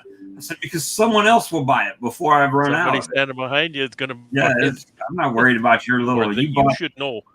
You bought sales, 6 Bob. whole jars. Ooh, You should know the answer to that, Bob. You're in sales. When he says, I should get a discount for buying all this honey, you say, well, that is the discounted price. Right. You can see what I charge the other guys. That's already got your discount included. Actually, it goes up in price because I know you. Because anybody that's ever been in sales, the biggest pain in the ass customers are your friends and relatives. Because they'll call you up and they're the ones that are going to complain to you.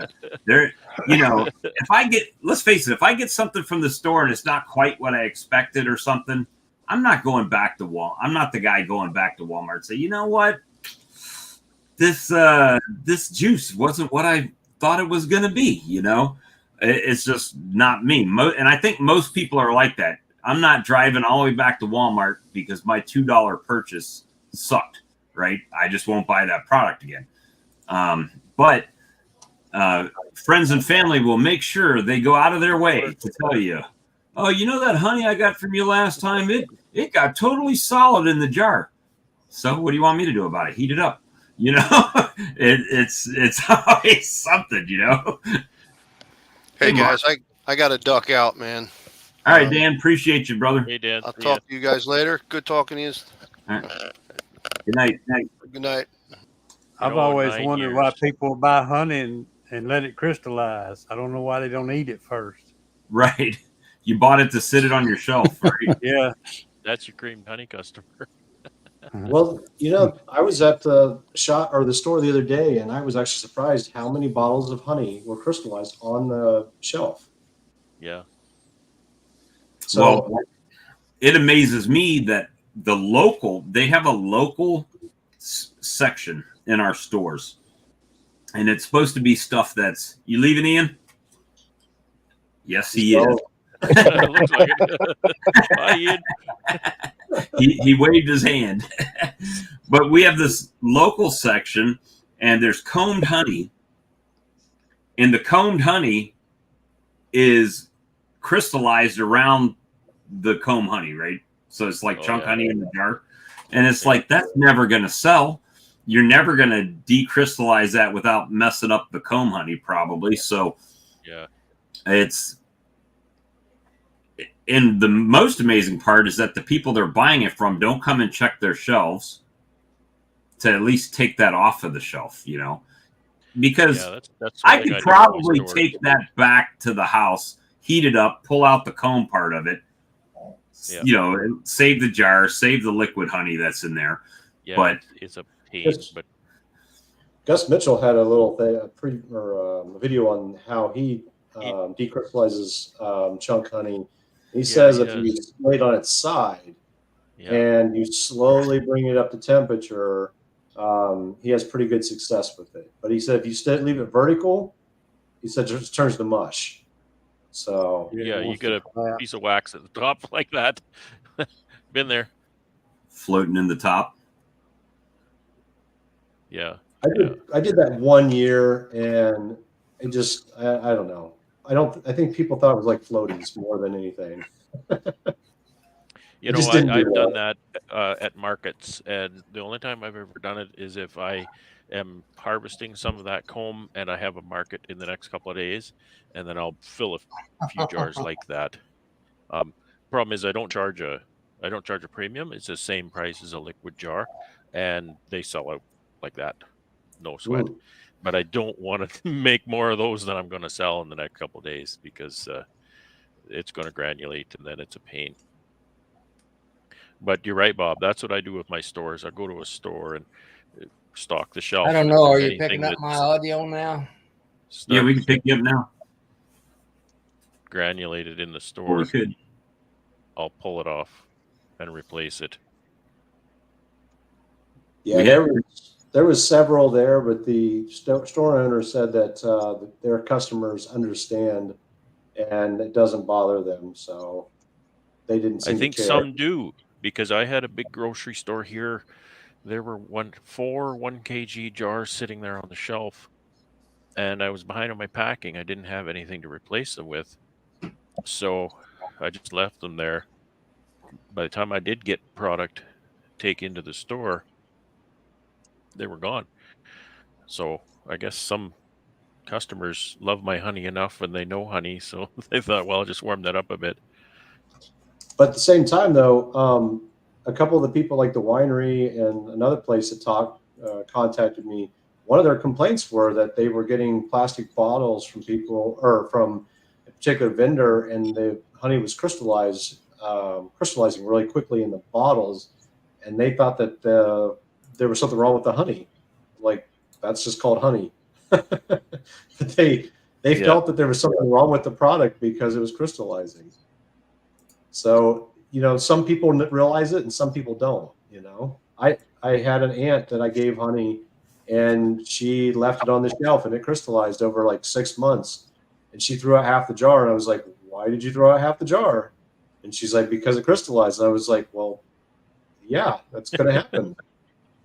That's honey. So, yeah, I think that there's an education issue there when, you know, with some. There certainly customers. is. There certainly is. And there's a blurb on my label about that. You know, if you have granulation, it's normal. Just warm it up a bit. Most people think if it crystallizes that you fed them sugar, and it's just sugar. Well, some people will say that, yeah, which is unfortunate. Have you seen those different things on, like, I don't have TikTok, but I've heard and seen some of these from other people that, you know, how you can tell if it's real honey, and they have all these ridiculous things that they're supposed to show what real honey is. And yeah, I mean, I've never done the test, but half of them look like complete horseshit, to be honest. See, you're like, those are real though, and that's why the food protection agencies spend millions and millions of dollars on equipment to test honey in the lab to see if there's adulteration. If they just did it at home and poured it in a jar of water and watched for a honeycomb pattern or some ridiculous thing like that, they could save all those millions of dollars. They just need to spend it needlessly, right? I'm kidding. That stuff is ridiculous. It's just more online stupidity is all it is. What time is it? It's 10:02. I'll go a little bit longer because it's we haven't been 2 hours yet, but it's one of those things that I think we're constantly educating. And one other thing about the retail stores, though, unless you just happen to be at the honey aisle when you're stocking the shelves, you don't have much opportunity, I think, in a retail environment to educate the customer that much, right? No. Here it's kind of unique because they pull up and they see the bees, right? So yeah, and there's something to be said for that, and I say that because people don't question where my honey comes from. You know, it's like they may say, and I do get people that'll pull in the yard and say, did you make this honey? No, they did, right? I mean, it's like, you don't see all those boxes. You know, that's exactly what I say. I say, no, the bees made it. I just put it in a jar. Yeah. and they don't see that, but it does. There is some gray area with that we've talked about, right? So like if I get honey or something from Sam that's right up the street from me, and I'm running short and I bring it here and sell it, nobody questions whether that's my honey or not, right? Because they're here looking at the bees. I've never had that. Now, so it is kind of unique that even though, I mean, I had someone said, well, what do all the colors on the boxes mean? And I just said, it means that's the color of spray paint that I grabbed off the shelf, right? I mean, that's all it is. It's just, I grabbed those colors, right? So it's funny that people will ask, but they're asking questions that to us don't make really much sense. It's interesting how, you know, a lot of the nuances, they're not sure what nuance means what, and so the color in the boxes, because you go in a yard and there's all kinds of different colors. Well, why is that, right? Right. It's kind of like, well, that's because that color was on sale that day. Right. That was that was on the Walmart aisle that week, exactly. Or something like that. Yes, well, why is that box like that and that one's bigger than that one? It's because I was at a trade show and that one was on sale cheap, so I bought it. Right. It doesn't have anything to do with honey. Why do those have your name on it? Well, because I got a laser after I bought those boxes. You know? Exactly. Yeah. Oh, or something like that. Most people are good for a little trickle like that. They think there's something profound, and it's just it was on sale. Yeah. Oh, the bee. I'm gonna have to create some crazy, unicorn under the magic tree, and I haven't seen Alex in a long time. So if you see Alex and you say hi to Alex, put a comment on there and tell him to bring his behind back so we can ask him about his magic trees and unicorns. And I need to come up with some type of story about why my boxes are all different colors and stuff like that. And why did I laser my boxes? Oh, that's so the bees know that they live here, right? Or something. So we'll try to figure that one out. That's right. But Mark, what you been up to, man? You came in kind of late. Yeah, just waiting for it to warm up a little bit so I can get in the bees. Are you going to get some of these 70-degree days coming up? Yeah, we're going to have a couple. Is it supposed to rain like it is here when it gets that warm, or no? Yep. I don't think we're going to get a steady rain. It's just going to be kind of here and there. Right. Misting. Maybe I can't remember, maybe overnight Thursday or something, and maybe clearing out Friday. But I don't think it's going to be too bad. Skittles bees, that's it. Because they're chasing the rainbow. But we got almost 50% of our people away from their keyboard at the moment. I think our rain's supposed to go to Sunday. I think ours is running till then too. Let me see if I can pull it up. I think I had some small colonies, really small, that might not have made it through that cold. It says I've got a 2-day warming trend. Let me see. So tomorrow the high is 66, Thursday 77. 77 degrees Thursday and no rain. So it's going to be they're going to be flying like mad around here. And then Friday is supposed to rain, Saturday is supposed to rain, and then it's starting to get cold again for the next few days. So it's going to be interesting. I think we're going to have some more normal temps for our area next week. 50s in the day, maybe high 20s, low 30s at night. Yeah, it's these swings this time of year for us are kind of crazy, but hopefully the bees start growing. That's what we want. But yeah, I think I need to get some pollen on them bad. Well, Cutic down here has already started pollen them up. Everything. I'm lagging behind. I've done it once, but I need to go back out and do it again. But it's been so cold, I haven't wanted to crack the tops on them at all. But I did today on one of them and took my first sting of 2024 on my wrist today. Do you know how they're looking with the hive beetles and the patties? I haven't had the patties that I've put on. I really haven't had much hive beetle action on them at all. I mean, I think I was lucky and put those bottom boards on and eliminated a lot of them. And then the hives that did have some beetles in, it seemed like the bees pushed them all up and had them corralled on top of the frame. So when I opened up and saw that, I just hive tool test them and killed most of them. So I'm not seeing that much in the way of hive beetles right now. But I haven't pulled frames out, right? I've only been open them up, put some feed on it, put it back, and that's it.